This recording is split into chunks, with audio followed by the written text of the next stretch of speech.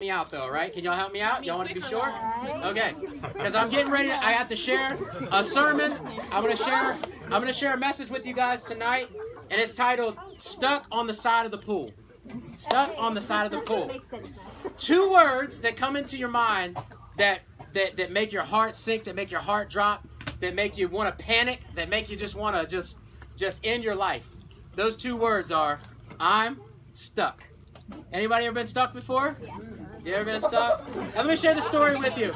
I was stuck before. I've been stuck many a times. If you've never been stuck before, hang in there, live life a little bit. You will be stuck at some point. Who's ever run out of gas before? Anybody ever run out of gas? Okay. How many of your battery has ever cut off and you've been on the side of the road and your battery wouldn't start for you? Well, listen, I went out on a fishing trip with some friends of mine.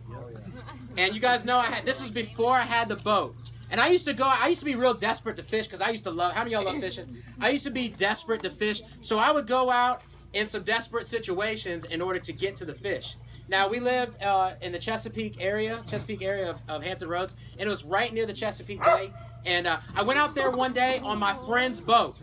I should have never done this. This boat was the sketchiest boat you've ever seen in your life. It was a boat, it looked so old, I just didn't know even if it would even like float or anything. When we got in the water, we took off, and we had our rods out. It was about 10 guys on the boat. It shouldn't have been 10 guys. I think it was like the maximum of 8 people on the boat. If we'd have got pulled over by the Coast Guard, we'd have all went to jail probably or got a big fine, all right? So we were out there, and it was striper season. We were trying to catch some fish. Don't do that. Can we get the dog?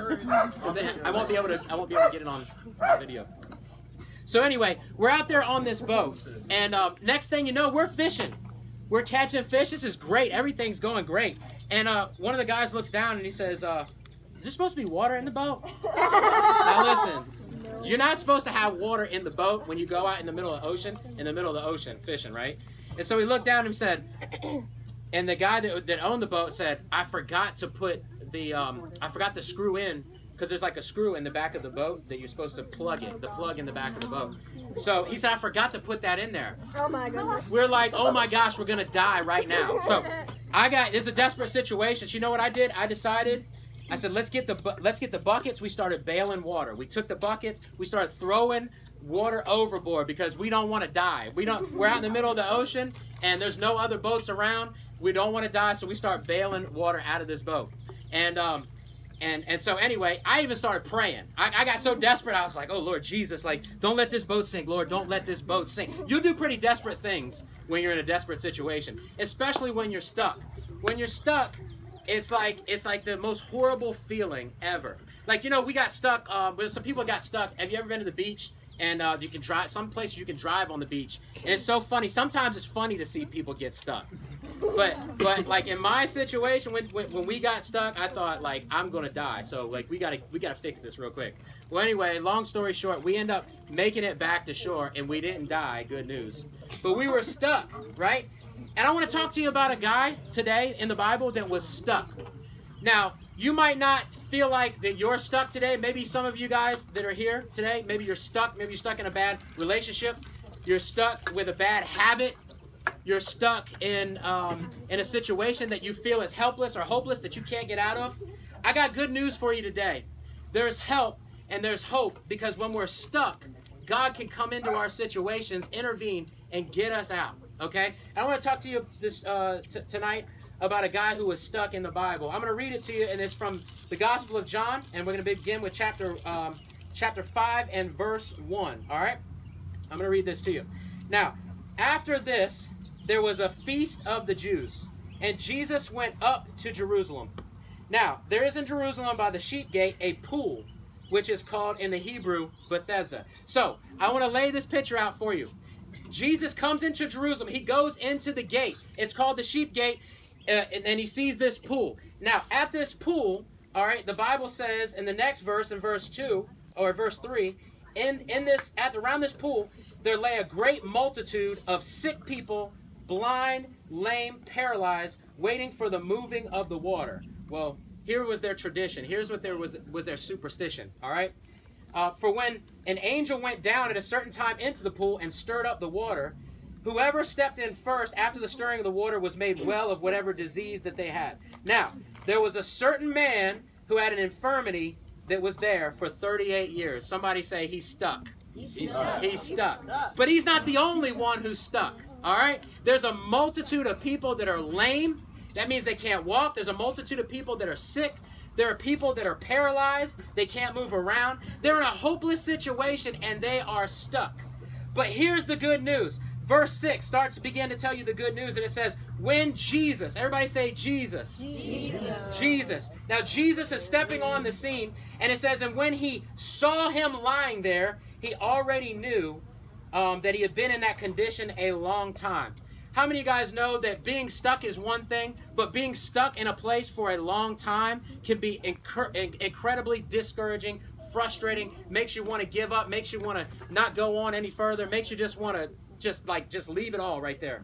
So you got a multitude of people that are stuck, that are sick, that are helpless, that are hopeless, and Jesus comes on the scene, and the Bible says this, that they believe this superstition, that because there was this pool, and the background is that there was a pool, and it was spring-fed. So the water would bubble in, and you had these people sitting on the side of the water, and apparently something miraculous had taken place in the past, because when people got thrown in, I can almost see like a paraplegic person gets thrown. It seems kind of cruel, doesn't it? Like you're going to throw like a handicapped person in the pool. This is a crazy story to me. Okay? So when the person goes in the pool, they might get healed. But what if they don't get healed? Are they going to die? I don't know. That was just a question that I had, but you can look that up later and research that. Now, Jesus saw that he was in this condition a long time, and some of us have been stuck. And we've been in a bad situation for a long time, a hopeless situation, and we've been there a while, and it becomes incredibly discouraging. Now, it says this. It says, Jesus, he asked him a question, and he said to him, do you want to be made well? This man that is stuck on the side of the pool. It's almost an incredulous question to me, because why would this man not want to be made well? Here's the deal. Some people, because they don't want to come out of their situation, because it can cause them to step out of their comfort zone. See, people get used to, they get used to being stuck. They get used to being in the situation they're in. They get used to being in a bad relationship. They get used to having bad habits. They get used to just doing the same things over and over, and they begin to like their situation. Now, I'm not saying this man here found himself in that situation today where he liked it, but Jesus asked him a question. And it was a question that when God asks you a question, he's not asking you a question because he does not know the answer. He's asking you a question because he wants you to know the answer. He wants you to ask yourself. So he's asking this man this question, do you want to be made well? Somebody say desire. Desire. You see, when Jesus shows up, he brings his grace. He brings his favor. It's not earned. It's not deserved. It's not something that we can work our way toward, but it's his grace. He does miracles because of his grace. He intervenes in our life because of his grace. This guy named John. John was a follower of Jesus. He was a disciple of Jesus. And he's writing this story, and in John chapter 20, verse 31, he gives you a hint as to why he's telling us this story. He says, all these things are written in this book of mine called the Gospel of John, that you might believe that Jesus is the Christ, the Son of God, and that by believing you will have life in his name. Now, this is a story of grace. This is a story that this man, he didn't do anything to earn Jesus approaching him. Jesus saw him from afar off. Why did Jesus not approach anyone else? We don't know. It doesn't go into that. But God is making an example out of this man, an example of his grace. And that name Bethesda, that means the place that they were at, it means house of grace.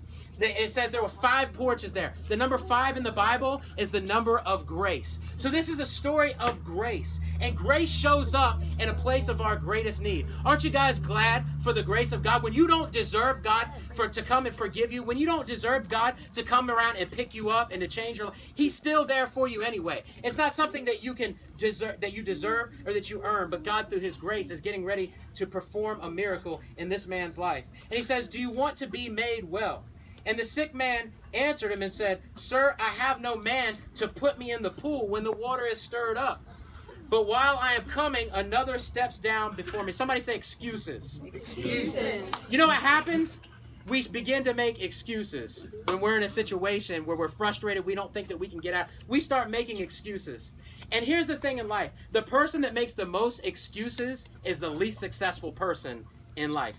So if you want to be successful in following God, if you want to be able to accomplish great things in your life, you've got to be the person that makes the least amount of excuses.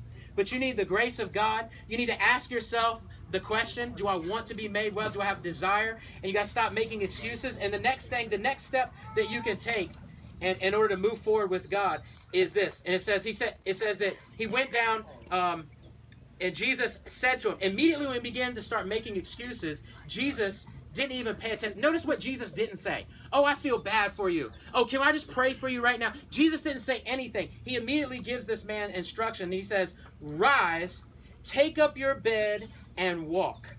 So listen, God, he wants us to take immediate action. Somebody say obedience. Obedience. See, when we step out and take immediate action, we do what we can do. God didn't tell him. He didn't tell him. He didn't say, I want you to go run a marathon. I want you to go climb a mountain. I want you to go and do something that you can't do. No, God says, I want you to do what you can do. Just do what you can do. Rise. Step up. He couldn't even do that. That's why it's a miracle of grace. But he obeyed God. And when he obeyed God, he did what was in the natural. And then God added the super to the natural, which made it a supernatural miracle. And it says that he took up his bed and he began to walk. Now, it says that Jesus therefore said to him who was cured, or the people said to him, it said, it is the Sabbath. It is not lawful for you to carry your bed on the Sabbath. And he answered them, and he said, he who made me well said to me, take up your bed and walk. And then they asked him, who is the man that said to you, take up your bed and walk? You see, there's always going to be naysayers. There's always going to be haters. There's always going to be people who doubt you when you do the things that you cannot do, that you've historically not been able to do. When God begins to use you, when God begins to take your life and shape it for his purposes, there's always going to be people who don't like it. Because the things that you're doing for God and the successes that you're having exposes a weakness on them. And see, because everybody can't make the decisions that you've made to be different. And they begin to challenge him. And they begin to say, you're not supposed to do these things on the Sabbath. This was a religious mindset. These were people who were saying, they weren't focused on the miracle, but they were focused on what he shouldn't do. Now, he who was healed did not know who it was when they asked him, who was it that healed you? Because Jesus had withdrawn. He slipped out. And a multitude was in that place. Afterward, Jesus found him in the temple and said to him, now listen what Jesus said to him. See, you have been made well. Sin no more, lest a worse thing come upon you. And the man departed and told the Jews that it was Jesus who had made him well. You see, and if you want to take steps in moving forward in your purpose, in the calling of God that God has on your life, you've got to take some steps. First thing you have to do is you have to have desire. God's asking you, saying, do you want to be made well? You have to have desire. Second thing is you have to stop making excuses. All right? Stop making excuses. The third thing you have to do is immediately obey. Obey. Do what God tells you to do. And then you can step out and see God intervening and performing miracles in your life. And the next thing you need to do, the next step you need to take is to change your perception. Have you guys, I've told you guys the story before. It's my favorite story, so bear with me if you've heard it before. The story of the lion, the king of the jungle. Now, the lion was the great king of the jungle, and he wanted to show his mastery over the jungle to all his kingdom. And he wanted to tell them and show them that he was the king of the jungle. He was the king that was the boss that was in that of the animal kingdom. All right? And so he said, I'm going to bypass the lesser creatures of the kingdom. He went straight to the great bear. And he went to the bear and he said, oh, bear, who is the king of the jungle? And the bear said, oh, we know, mighty lion, that you are the king of the jungle. And the lion said, roar, just laid out a big roar. And he said, that's right, I'm the king of the jungle. And next he went to the mighty tiger. And the tiger was there and he said, tiger, who is the king of the jungle? And the tiger said, everybody knows that you're the king of the jungle, lion. And the lion again said, that's right, roar, let out this big roar. And finally he went to the elephant. This elephant was a 5-ton elephant, huge elephant, and the lion